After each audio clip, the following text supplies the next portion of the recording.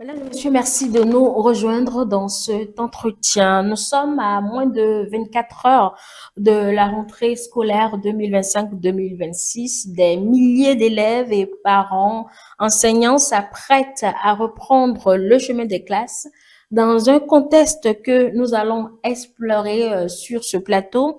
L'objectif de notre entretien est de nous intéresser bien évidemment à l'état des lieux de l'école béninoise, le moral des enseignants à la veille de cette rentrée, comment aussi le gouvernement gère les questions qui fâchent. Pour en discuter ce matin, nous avons le plaisir de recevoir Dr Waidi Bello. Il est le directeur général de l'école de formation des personnels d'encadrement et d'éducation nationale. Docteur Bello, bonjour, merci d'être avec nous ce matin. C'est moi. Bonjour, Madame Toboula, et merci de m'avoir invité. C'est un Merci. plaisir. Alors, Monsieur Bello, la rentrée, c'est demain, lundi 15 septembre 2025. C'est donc le moment de vérité pour tout le monde. Nous voulons poser les questions qui préoccupent tant les parents que le corps enseignant. Donc, nous éloigner un peu du discours officiel. C'est vrai que c'est pas vous le ministre, mais je veux bien vous demander, vous êtes un technicien, un acteur du système. À votre tanière, comment se porte l'école béninoise? Madame Toboula, il faut d'abord remercier toute l'équipe de ITélé et vous dire que aujourd'hui l'école béninoise se porte mieux qu'hier. Et c'est vrai qu'il reste pas mal de défis à relever. Disons mieux qu'hier parce que, vous le savez déjà, nous avons une école qui n'a plus jamais été déployée depuis un certain nombre d'années, plus de grèves.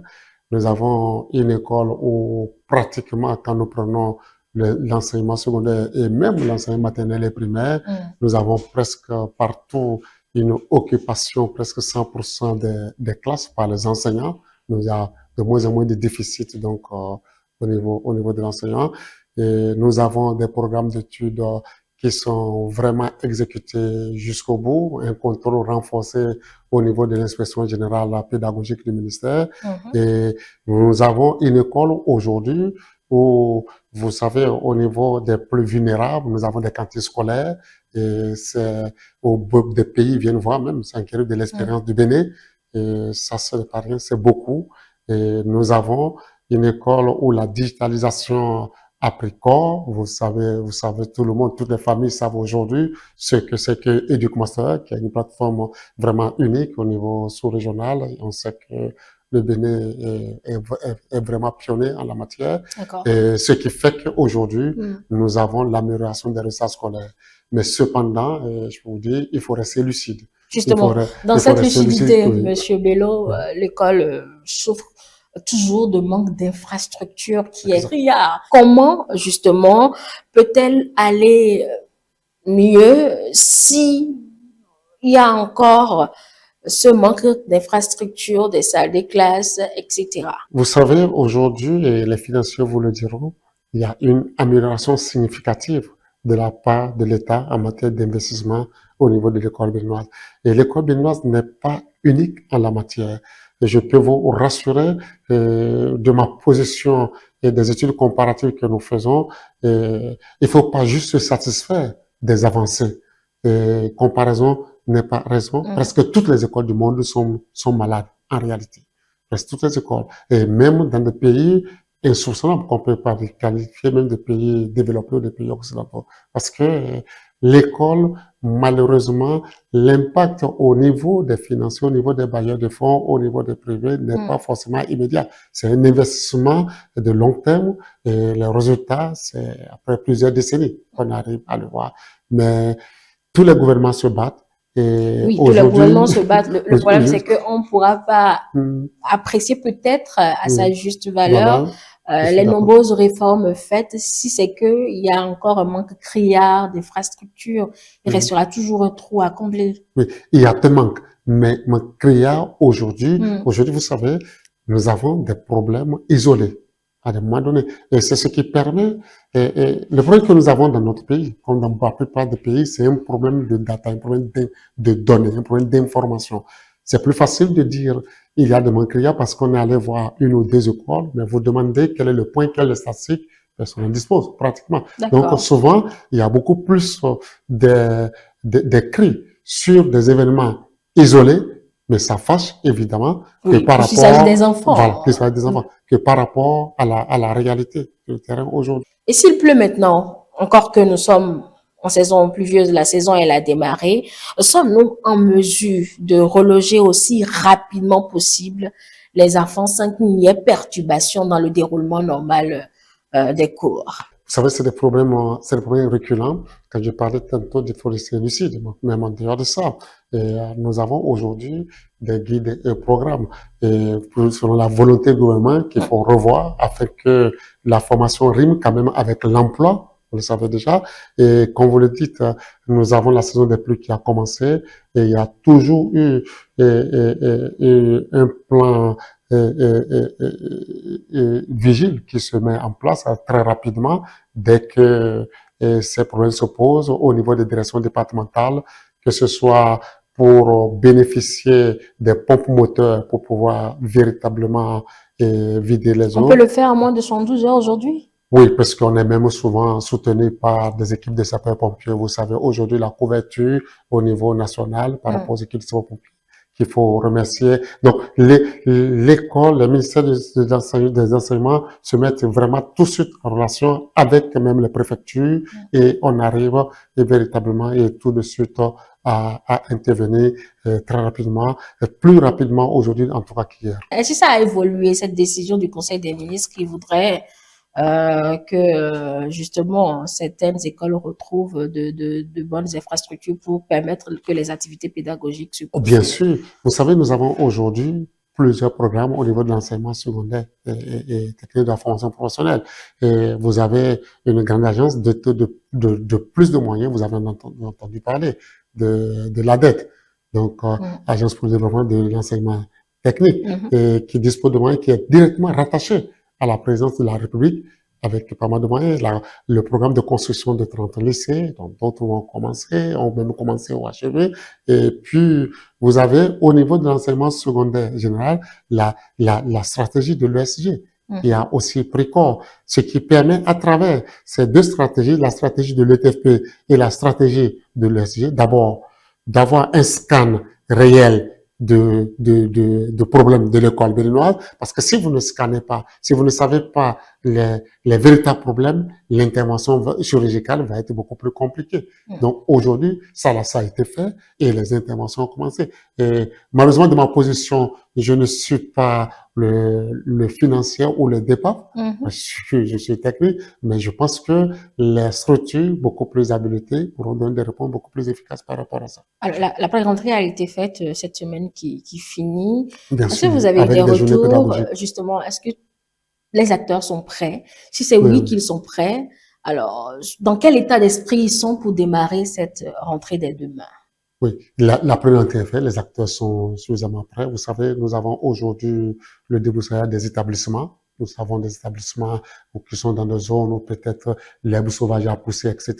La pré-rentrée, c'est en cela que ça consiste. C'est nettoyer les salles, et revoir les tables bancs, faire le point des enseignants, et passer une semaine avant aux journées pédagogiques des enseignants. Et aujourd'hui, depuis un certain temps, vous savez, nous commençons l'école au niveau de l'enseignement secondaire avec pratiquement 99% des enseignants. C'était pratiquement pas arrivé par le passé. 99% des enseignants, grâce à cette politique mise en place au niveau donc des aspirants au métier d'enseignant qu'on appelle AME, qui ont des contrats d'un an 7, mais automatiquement renouvelés par une simple confirmation et qui permettent de commencer l'école en même temps avec ceux qui ont servi l'année jusqu'à la fin d'année. Et vous avez été à l'école, vous savez que dans l'enseignement public, ce ne fut pas le cas. Ce qui faisait que les parents qui avaient un peu plus de moyens n'avaient que pour seule option d'envoyer les enfants dans les écoles privées. Aujourd'hui, l'école publique retrouve donc vraiment ses lettres de noblesse et est suffisamment enviée. Vous parlez justement des AME, la question qui revient et qui fâche d'ailleurs, on a vu lors des négociations au gouvernement, en tout cas la reprise de cette session, certains responsables de centrales se fâchaient parce que peut-être il y a certaines revendications qui n'ont pas été satisfaites. Mais restons sur les AME. quel est leur sort? On a promis il y a un peu plus d'un an leur reversement. C'est vrai, ils sont mieux logés aujourd'hui, on peut pas dire le contraire. Ils bénéficient de tous ces avantages qu'ils n'avaient pas quand ils étaient vacataires. Chiche, c'est acté, on peut même dire que c'est acquis. Mais la promesse faite, qui reste toujours à l'étape des promesses, où en sommes-nous? Honnêtement, je suis technicien, je vais être très sincère avec vous. Et il faut rendre hommage à cette catégorie d'enseignants qui sont les armées. Au niveau du sous-secteur d'enseignement secondaire, technique de formation professionnelle, il constitue pratiquement 80% des effectifs des enseignants, sinon plus. Vous avez pu voir les résultats que nous avons obtenus, que ce soit au niveau du BPC, au niveau du brevet, comme au niveau du baccalauréat. Il faut leur rendre hommage. C'est grâce à cette catégorie d'enseignants également. Et s'ils n'étaient pas compétents, on ne serait pas arrivé à ces résultats. Mais il faut être également lucide pour savoir que nous venons de très loin. Ils ont commencé par des contrats de 9 mois, c'est passé à 10, c'est passé à 11 et c'est passé à 12 depuis seulement 2 ans. Et ils ne bénéficiaient même pas d'une reconduction automatique. Comme je le dis, quand l'année finit, un AME qui finit l'année ne savait pas s'il allait être reconduit l'année suivante ou non. Aujourd'hui, tel n'est pas le cas. Vous terminez l'année, vous confirmez parce qu'il n'y a pas une obligation, c'est un CDD d'un an, donc que vous décidez de renouveler. Si vous acceptez, vous êtes automatiquement reconduit. Et je pense, dans toutes les instances, le gouvernement aujourd'hui est à la recherche de la meilleure manière, de la meilleure solution pour arriver à fidéliser, parce que le gouvernement le sait, à fidéliser ses enseignants, afin que ce métier ne leur soit pas précaire. D'accord. Ce gouvernement nous a habitués à ne pas faire des promesses en l'air. Alors, si la promesse a été faite, c'est que des études ont été faites en amont. Donc, c'est pas maintenant qu'on va commencer à réfléchir sur le comment mettre en œuvre. En fait, c'est justement ça que ce corps que vous saluez, qui a contribué au résultat que nous avons obtenu, ne comprend pas, Monsieur B. Je peux vous dire que nous comprenons même les incompréhensions. C'est très sincère. Et vous savez, j'ai dit une chose. C'est comme la famille, c'est comme ce que nous avons dans nos maisons. Vous rentrez, voyez des enfants réclamés partout, sans savoir ce qui s'est passé au boulot, sans savoir comment vous avez passé tout votre temps à penser à eux réellement. Mais l'enfant, il veut le résultat, peu importe les cris de l'homme. Il n'y a pas de souci. Donc, on est face à une situation du genre. De ma position, je dirais encore une fois, je ne suis pas forcément qualifié pour apporter une réponse. Il y a eu des qualités de représentation lors des séances que les syndicalistes ont connues tout récemment avec les membres du gouvernement. Donc, nous, on n'est que acteurs techniques en appui donc aux différentes actions du gouvernement. Nous sommes que très techniques, mais nous disons, par rapport aux travaux qui se font, des lignes bougent. Mais les résultats comment elles bougent, vous ne saurez pas nous le dire ce matin. Comment elles bougent, et je n'ai pas forcément, je suis pas forcément placé pour pouvoir passer l'information sur comment elles bougent. Mais je dis, nous venons de loin et de très loin, et je reste persuadé que le gouvernement saura trouver une solution rapide. Je ne sais pas si vous aurez la réponse à la question qui va venir, mais je voulais vous demander si ils peuvent être rassurés que cela se fera avant la fin de ce gouvernement qui n'a encore que quelques mois, ou bien ce sera un passif à laisser au prochain. Non, je peux vous dire, je suis rassuré d'une chose, l'État est une continuité. Et l'essentiel. La réponse très vite donnée là. Non, l'État est une continuité. La réponse la plus facile à donner. Hein, non, en réalité, je pense que l'essentiel est que ça soit fait et que ça soit bien fait. Et que au-delà même du reversement, que la situation de conditions de travail des enseignants en général, pas que des AME, soit revue, soit améliorée, et que le métier enseignant, je pense que c'est le rêve même du gouvernement, le métier enseignant soit envié. Je ne sais pas. Je pense que si vous avez des enfants, posez-leur la question. Ils sont plus avec des enseignants.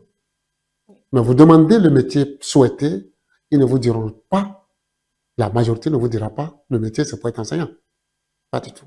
Donc, il y a pas mal de problèmes. Et je suis sûr, vous avez vu, comment améliorer les conditions de travail pour que le corps d'enseignants en général puisse mieux se sentir. Je pense que cela fait partie des préoccupations de ce gouvernement et qui nous a habitués, qui a habitué le peuple béninois à voir faire des choses en grand et vraiment de qualité. Et nous espérons qu'il en sera ainsi pour ce cas des AME et puis pour l'amélioration des conditions de travail en général de tous les enseignants. Alors, on ne fait pas une fixation sur le cas des AME, hein, mais avec cette promesse qui reste en l'état, qui peut-être évolue selon le programme ou l'agenda du gouvernement, est-ce que vous êtes convaincu que ces enseignants vont reprendre les classes avec un bon mental, alors qu'ils ne savent pas si ils seront reversés ou pas? Vous savez, je suis enseignant. Oui. Et c'est le métier le plus passionnant. Je peux vous dire, les enseignants sont dotés d'une certaine conscience professionnelle des plus admirables. Et nous savons, en tant qu'enseignants, séparer les problèmes sociaux des problèmes professionnels. Excusez-moi, ça c'est peut-être pour ceux qui le font par passion. Il y a d'autres qui le font par obligation de survie. Au vu des résultats que nous avons scolaires, s'il n'y avait pas d'enseignement de passion, nous ne serons pas arrivés là. Moi, il m'est arrivé, parce que je reste humain, lorsque je viens face à mes étudiants, quand j'étais encore au secondaire, quand j'enseignais au secondaire, dans les classes, au collège, face à mes élèves, et que je ne me sentais pas bien, d'arrêter le cours. Parce que si je continuais ce cours, je risque de mal donner. Donc, l'enseignant se retrouve dans un... Vous savez, il y a un plaisir à donner le savoir. Et lorsque vous donnez le savoir, c'est une richesse incommensurable. C'est la seule richesse où on donne tout sans rien perdre. Et c'est ça le plaisir de l'enseignant. Et c'est cette reconnaissance que, au-delà du gouvernement, les enseignants demandent à tout le peuple, à tous les citoyens. Monsieur Bello, ça c'est pour ce qui est des AME, il fallait bien qu'on leur fasse la farvel, mais bon, intéressons-nous au corps enseignant de façon générale. Comment s'est-il préparé pédagogiquement pour faire cette rentrée? Oui. Il faut dire, même au-delà du corps enseignant, au niveau du ministère, le ministère ne se repose jamais. Ça fait partie, les ministères de l'éducation sont partie des ministères qui ne se reposent jamais. Et alors, quand on prend les vacances, les élèves sont en vacances, mais le ministère commence à préparer déjà la nouvelle rentrée. D'accord. Et depuis près de 2 mois, donc toutes les vacances, on fait pratiquement chaque réunion donc, de comité de direction, il y a toujours la question des préparatifs de la rentrée. Donc nous avons bien préparé les journées pédagogiques, ces journées pédagogiques qui permettent donc d'aborder véritablement les questions de pédagogie, de préparation des enseignants par rapport à la nouvelle rentrée. Et ces journées sont tenues sur toute l'étendue du territoire national. Et puis des points sont faits. Et par rapport aux affectations des enseignants, lorsqu'il y a quelques cas de demande d'affectation, parce qu'on n'est pas cette année en affectation au plan national. Vous savez, on procède à une affectation de façon au plan national chaque 3 ans. Et après maintenant, au plan national, toujours il peut y avoir quelques cas, des cas de maladie, des cas de rapprochement de conjoints ou d'autres problèmes qu'il faut régler avant la rentrée. Donc, le ministère ne chôme jamais. Tous ces problèmes ont été résolus, ou des cas de départ à la retraite, où il faut nommer d'autres responsables. Donc, si vous avez suivi la presse, il y a plus d'1 mois, on a déjà nommé, le ministère était prêt. On a nommé donc les différents chefs d'établissement, censeurs et surveillants qui ont effectivement pris déjà fonction parce que il y a des départs à la retraite. Donc, pratiquement, le ministère a travaillé à plein régime pendant les vacances à apprêter cette rentrée-là que nous espérons dès demain qui se passera très bien. Spécifiquement, quels sont les apports peut-être de ces journées pédagogiques, monsieur B? Oui, vous savez, au niveau des journées pédagogiques, c'est le moment pour les enseignants véritablement de revoir les inspecteurs pédagogiques par rapport au corps d'encadrement. C'est le moment également de voir véritablement les problèmes par rapport à des, à des conduites des animations pédagogiques et de poser également des problèmes par rapport même aux fiches pédagogiques. Donc c'est vrai, un thème est prévu, c'est vrai, des contenus sont prévus, mais les journées pédagogiques constituent quand même le creuset où véritablement, un peu avant la rentrée, les enseignants débattent de tout. Et ce n'est pas mal. Je pense que c'est une bonne trouvaille. Vous disiez que vous êtes technicien, mais je m'en voudrais de ne pas poser cette question. Concrètement, qu'est-ce qui a été cédé peut-être à ces enseignants pour que la rentrée, c'est vrai, vous me direz que la rentrée a toujours été apaisée, en tout cas pour que cette tranquillité des parents puisse demeurer. Ce qui a été cédé, je le répète encore une fois, je ne suis pas forcément la bonne voie pour pouvoir le dire, mais de ma position, je constate la rigidité des préparatifs, je constate la détermination et la rigueur avec laquelle les différents ministres, en particulier la ministre de l'enseignement secondaire, tient à ce que cette rentrée se fasse véritablement de façon correcte. Vous savez, on a organisé, par exemple, pas mal de rencontres avec même le patronat des établissements privés. Vous savez, il y a un certain nombre de réformes au niveau de l'enseignement technique et de la formation professionnelle où on parlait tantôt de l'adéquation formation-emploi. Le gouvernement qui avait ajusté la réorganisation de la carte des lycées professionnels, la fermeture de certaines filières telles que opérateurs géomètres et informatique et maintenance industrielle. Donc, où un certain nombre de filières ne devaient pas être ouvertes cette année, même dans les privés.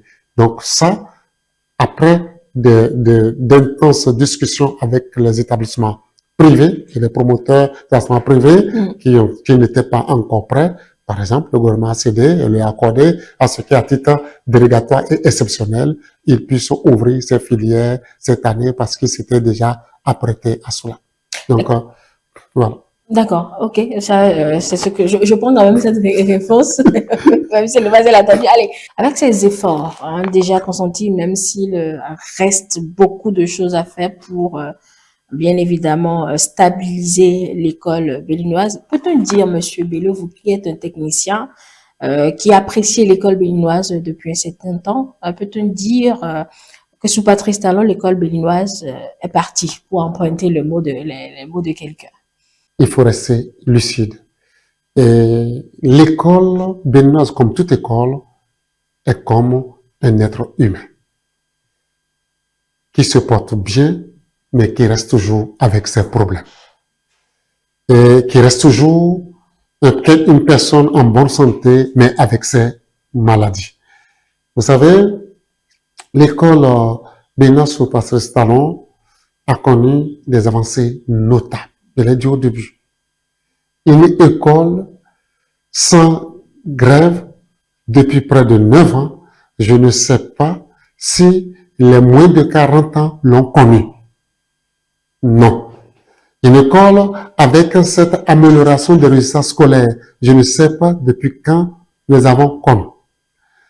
Une école avec toutes les classes couvertes, presque toutes les classes couvertes en matière d'enseignants dès le premier jour de la rentrée. Je ne sais pas si on l'avait connu avant. Donc, il y a eu ces améliorations significatives. Mais en restant lucide, nous constatons qu'il reste toujours à faire.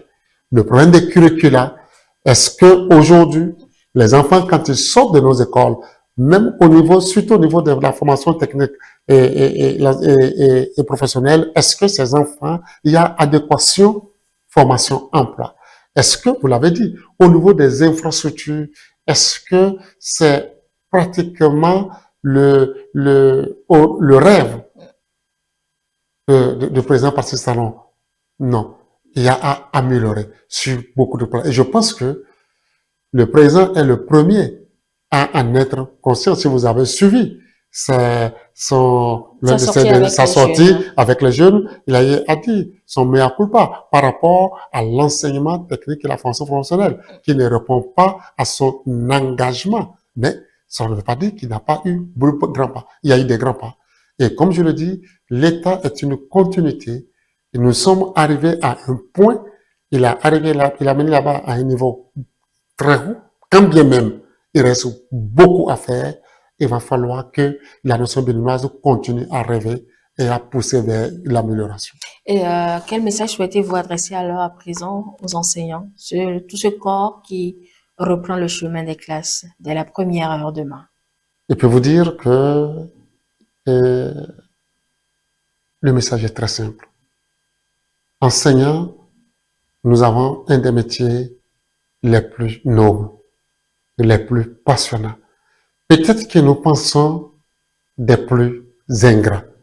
Mais un métier qui, grâce au sport pédagogique, nous maintient souvent en pleine santé par rapport à d'autres corps, nous maintient souvent en pleine longévité, nous maintient souvent également suffisamment jeunes.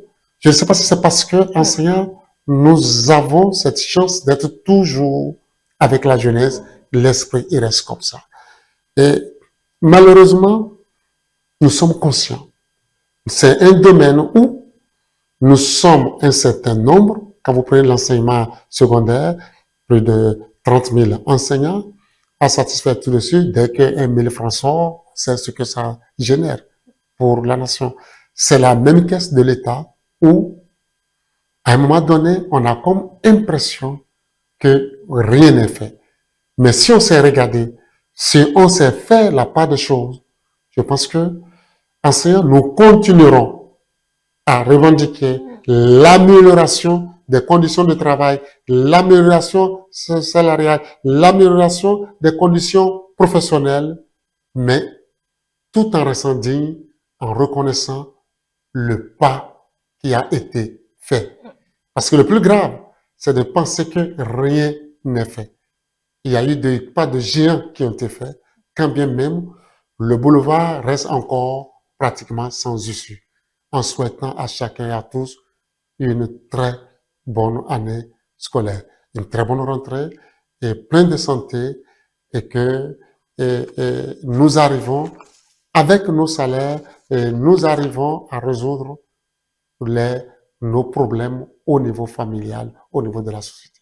Merci beaucoup, Dr Waidi Bello. Vous êtes le directeur général de l'école de formation des personnels d'encadrement et d'éducation nationale. Avec vous, nous avons essayé d'aborder un peu comment la rentrée a été préparée, comment également les enseignants ont été redéployés pour que les enfants puissent reprendre les classes avec déjà les premiers cours dès le premier jour, un peu comme on en a pris l'habitude. Nous sommes au terme de nos échanges. Je ne sais pas si vous avez un mot pour conclure. Oui, je voudrais, comme je l'ai dit au début, vous exprimer toute ma gratitude et remercier tous les enseignants pour tous les efforts qu'ils déploient chaque jour, chaque année. Et féliciter, je dirais, tous les ministres de l'Éducation et à travers le gouvernement, et en particulier Madame la ministre de l'Enseignement secondaire, que vous savez dans quelles conditions elle a pris ce ministère, et dire que nous avons une chance terrible, parce que c'est comme si le président Talon a été visionnaire en la matière. Elle était massement. C'est la ministre des microfinances et des affaires sociales. Mais des affaires et des microfinances. Donc, quand vous avez cela, il y a un cœur qui l'animait à comprendre les plus vulnérables, à comprendre les plus faibles.